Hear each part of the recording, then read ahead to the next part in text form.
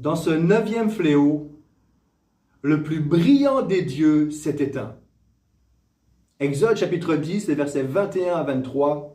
L'Éternel dit à Moïse, « Lève la main vers le ciel et que l'Égypte soit plongée dans les ténèbres, de sorte que l'on doive y tâtonner. » Moïse étendit la main vers le ciel et le pays d'Égypte fut entièrement plongé pendant 3 jours dans des ténèbres opaques.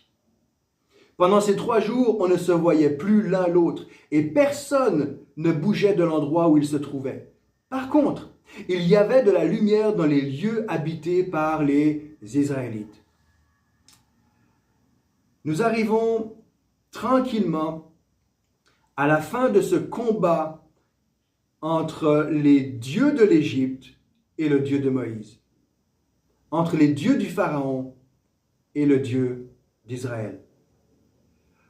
Le Dieu qui est combattu dans cette 9e plaie, c'est le Dieu Ra, le Dieu Soleil, le plus grand Dieu de toute l'Égypte. Le Dieu Ra, le Dieu Soleil, était considéré comme le créateur du monde, celui qui donne la vie aux êtres, qui énergise la terre par ses rayons. Écoute bien ceci, les pharaons étaient littéralement considérés comme des fils de Ra, des incarnations du dieu Ra. Alors, mets-toi un instant à la place d'un Égyptien, d'une personne convaincue que le soleil, le dieu Ra, est le plus grand de tous les dieux, le plus puissant de tous les dieux, le plus vivant de tous les dieux. Mets-toi à la place de Pharaon lui-même, de toute la famille royale, qui voit en ce Dieu Soleil son créateur, dont il est l'incarnation. Et il voit dans ce Dieu Soleil une extinction complète durant 3 jours. Pas 3 minutes, pas 3 heures, 3 jours, où l'Égypte est remplie de ténèbres opaques à tel point que personne ose faire un pas en avant, en arrière, à gauche ou à droite. Personne ose bouger de son emplacement, tellement les ténèbres sont épais. C'est pour ainsi dire comme s'ils pouvaient les toucher, les palper de leurs propres doigts. Mets-toi à leur place. Leur créateur est aussi vivant qu'une ampoule morte. Leur créateur est aussi brillant que la plus ténébreuse de toutes les nuits. Le plus brillant des dieux s'est éteint sur l'Égypte.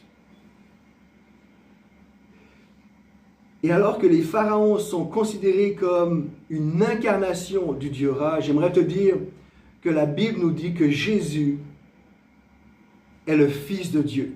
Dieu s'est incarné en Jésus. Ce Dieu créateur du ciel et de la terre, de la mer et de tout être vivant, de la galaxie et de ses infinis, s'est incarné en la personne de Jésus. On ne parle pas ici du petit Jésus dans la crèche. On parle de ce Jésus, Fils de Dieu, du Dieu vivant. Et Jésus, dans le Nouveau Testament, Jean chapitre 8 au verset 12, va s'adresser à un public, à son public, et un jour, il va faire la déclaration suivante. Il va dire, « Je suis la lumière du monde. Celui qui me suit ne marchera pas dans les ténèbres. Il aura la lumière de la vie. Il aura la lumière de la vie. Il aura la lumière de la vie, au même titre qu'il y avait la lumière partout où les Israélites habitaient. » Je ne peux pas éteindre cette capsule sans t'inviter à te placer sous les rayons de la lumière de Dieu manifestée en Jésus-Christ.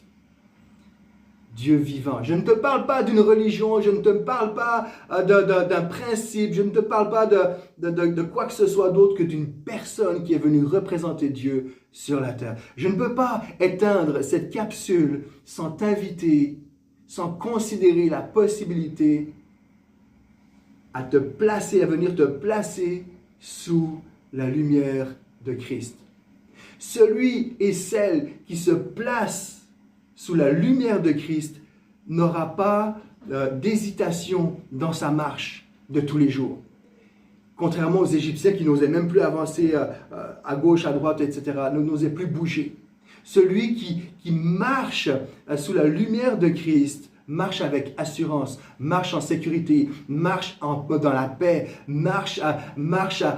avec l'énergie de la vie de ce Dieu puissant, réel en lui.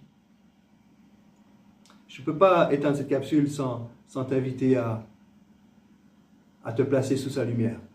Là où tu es, dans le confort de ton salon, peut-être dans ta voiture ou dans le secret de ton intimité, tu peux simplement, c'est pas compliqué de prier.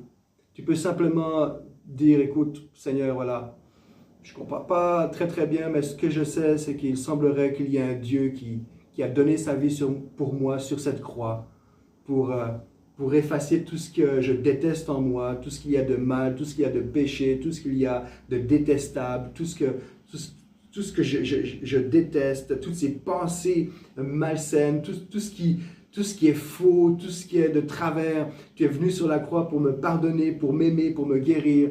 Et il semblerait que ça ait lieu dans cette personne qui s'appelle Jésus. Alors Jésus, si tu existes, viens éclairer ma vie. Viens siéger, viens régner dans le quotidien de ma vie, dans mes pensées, dans mes émotions. Viens faire partie de mes habitudes, de mes réflexions. Bref, je t'invite, avant d'éteindre cette capsule, à l'inviter à venir prendre place dans ton être intérieur, avec tes propres mots. Dieu vient d'éteindre la lumière sur toute l'Égypte. Pourtant, il va y avoir plus ténébreux que l'extinction de ce Dieu soleil. Je te donne rendez-vous pour la 10e plaie. À très bientôt et j'espère de tout mon cœur, alors que je vais éteindre cette capsule, que tu vas prendre la décision. Ça n'engage que toi, moi j'ai rien à gagner ni à perdre. Prendre cette décision de lancer cette invitation à ce Jésus, Fils du Dieu, Sauveur des êtres humains. Je te souhaite une bonne continuation et je te dis à la prochaine. Ciao, ciao.